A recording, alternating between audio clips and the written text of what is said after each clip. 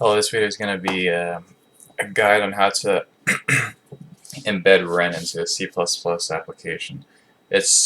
We're just going to run a hello world from a Wren file.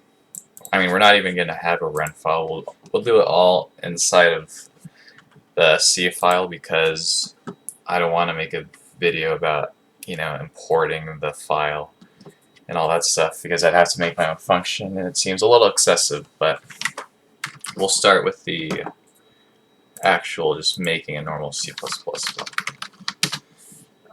I want to do this so that you know how I'm compiling everything and it's not a shock to anyone what's going on, because I'm not going to be using any make files, by the way, and it's going to change the way we do things a little bit. So, well, I could do this and just create the executable file instantly. I'm going to turn it into an object file beforehand because you need to turn it into object files if you're going to be compiling a lot of files together anyways. And that's basically what Wren is. I mean, if you're going to run it with your program, it's going to be compiling together. So you can have multiple object files and turn them into one, and you see it works. That's only one object file, but point still stands. So I hope I'm not confusing anyone. So yeah, we don't need that. So you need to start off, obviously, probably by downloading Wren itself. You don't need any of this, you just need source. So if you can, just get it, although it doesn't really matter anyways. I'm going to take out source so that it's a little easier to reference it, because otherwise I'd need to write it out a lot. And in order to include this into our application, we need to build it. And you see all these C files, we need to build all of these. We need to build these if we want those modules. There are two modules that are optional right now. So they would be meta and random. If you don't need that stuff, which there's a good chance you don't need to include it. And I'll show you how to tell Wren that you don't want it so that it doesn't give us issues later. But we'll just build everything here. We're using GCC because we don't want we want to compile C files and not C++ files. So GCC -C so that we turn them to object files, and then we go to the actual file, which is, well, here. And you can see, I think there's like 4, 5, 6, 7, like 9 C files. No, I think just 7. Well, I don't want to count it because I'm getting distracted. You can build all of them at once by doing *.c. That just makes it so that it'll compile or build every file that ends with .c. I'll input this command, but it's not going to work, and I'll tell you why. If I can expand this a little bit. Yeah, it doesn't know where Wren.h is, so let's see, source. Well, let's just follow it. See Wren.h, you look here, there isn't any Wren header files, at least not the main Wren header file. That's an include, so we've got to tell it to look into this directory for that header file. So we're going to put in -I, and we're going to go to source and include, and it'll look there now. This also still isn't going to work, but, well, it's going to work, it's just not going to work for one file, but you'll see. So the file was source vm *.c, and this works pretty well, but we missed out on one file. I might even show it, but it was Wren VM, so this last one here, and didn't know where a certain file was, so it's that. Well, we can just follow a link, luckily. Alright, so you can see it doesn't know where to find these files. And it might be kind of confusing, but they're actually found here in optional. And the way we can tell it that we don't want those optional modules, I mean, you can see here Wren op meta and Wren op random. We're not going to need those right now, so it only says if Wren op meta, which means, you know, if it's true. That was declared somewhere to be true, so we just got to find where. And you could look if you wanted to, but I'll go ahead and tell you. It's Wren common. So the header, Wren common header, is here. It explicitly tells you in the comments. I don't even think it tells you to do this anywhere, like on the website or anything. I just had to find it like here, which is kind of annoying. You know, they probably could have mentioned it somewhere.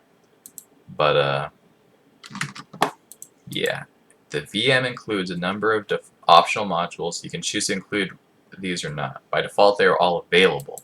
To disable ones that the corresponding Wren op name defines as 0. So we're going to be turning these off for now. It's pretty easy to include them if you want to. You'll be able to see from my video, because I'll kind of go into that stuff. I mean, it's just building another folder basically. I don't think there's anything to it besides that.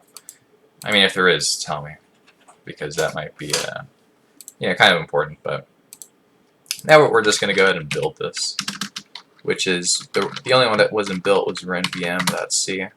So go ahead, and now we have 7 build files, and we need 7 anyways. Yep, 7. So we're good on that. Now we just need to build our, well, we don't need to build it yet. How about, let's actually make the Hello World application first. So first of all, we're going to include Wren, which is source include Wren.hpp, since we're doing this in C++. Wren is used mainly within C as far as I know, but it is available for C++, which is why I'm making this.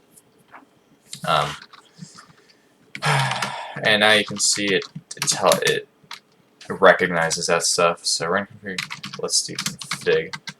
This is straight from the website, by the way. So my code is nothing new. So, and then config is equal to Wren, initialize configuration. Oh, I don't think we need to do that. So Wren initialize configuration, address of config. Yeah. We're gonna have to do something with the configuration, but for now we're gonna leave it be. Then Wren VM. What is this? Wren VM. Yep. And VM is equal to Wren new VM with the address of config. Pretty sure that's right so far. Let's see, Wren new. Yeah, looks good to me. And we're gonna exit too, because we might as well, I guess. Wren exit or leave. Let's see. Wren free VM. Yeah, just VM. Alright, so this whole thing works, and we'll put in the actual script. Like I said, I'm not going to be doing Wren. I'm not going to actually be like loading in Wren files and stuff, because that's kind of beyond the scope of the video. But once we have the virtual machine, we can actually start interpreting stuff. And you see, this is a command that it can interpret. It's from the website system.print I'm running in a VM.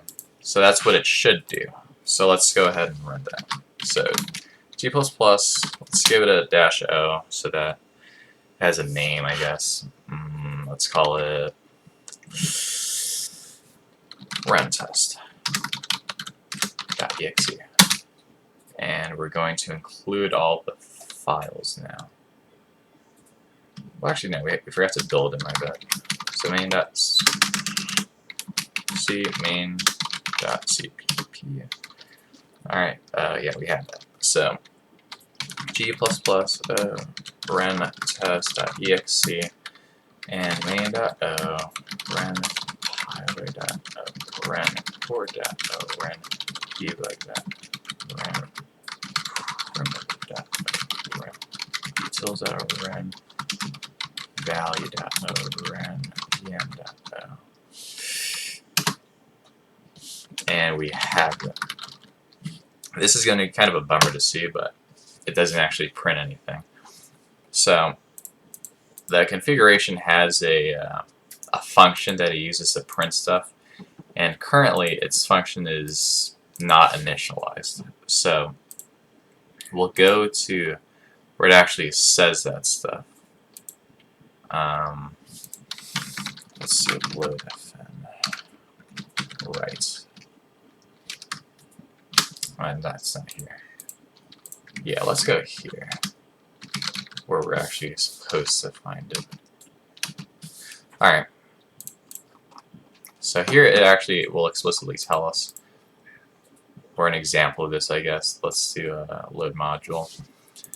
Since Wren's not physically or talk directly to the file system, it relies on the embedder to physically locate and read the source code for a module. The first time in yada yada yada. Basically, Wren wants you to do this stuff. And so the function it uses to print is write.fn. The callback function Wren uses to display text with when system.print, where the other related functions are called. So this is what we need right now. This is like Wren's print. And we put that into the Wren configuration. So let's do config dot not load write.fn is equal to, well, we have to make our function. Hold on. So a simple function is I'll copy the name from this, but this guy's code is a good example of what you need to know, and I'll include it in the description. But void simple write, this is what he uses for the write.fn. But he's in C, so it's a little different, obviously. But void simple write, and it takes in a pointer to a VM and the text and whatever. So let's copy the name at least as a homage. Wren VM and car const car string, I guess. Let's go do. I don't want to do string. Let's do text. That's a better word for it. All we're gonna do is see out text. Pretty simple. Well, hold on. This is bugging me. I do p underscore before parameters because I'm I don't know, a coder I liked does that too. So it's going to equal simple write, and we need to rebuild main.cp now, but g++ main.cp, and we'll just run the command we ran before. Wren test. I'm running in a virtual machine. So this is kind of it, but I'll show you how to also, like, just as a convenience, because if you don't want to write this every time, I don't blame you. So we'll make a batch file for it. Now, if you're unaware, a batch file is just like a sequence of a sequence of command line stuff. So let's say you update the main file. You're probably not going to update the Wren files, I'd assume. So let's turn echo off so that it doesn't actually show you writing in every command, which is kind of annoying. Let's do, first of all, echo building, I guess, and it's going to g++ main main.cpp. Okay, and then echo, I guess compiling or linking or whatever you want to call it. And then I have the whole thing here. So it turns it into wrentest.exe from all that stuff, and you don't need to write it every time. And then echo running. So it's going to actually run wrentest.exe. And you don't need to write exe. Should we? Let's leave it like that. No, let's put it like that. Alright. So I'm running in a VM. So let's change the text so that we know we did something differently. I am walking at a steady pace in a VM. And we just have to write compile, and it'll run it for us. So building running. Runtest.exe is not recognized as an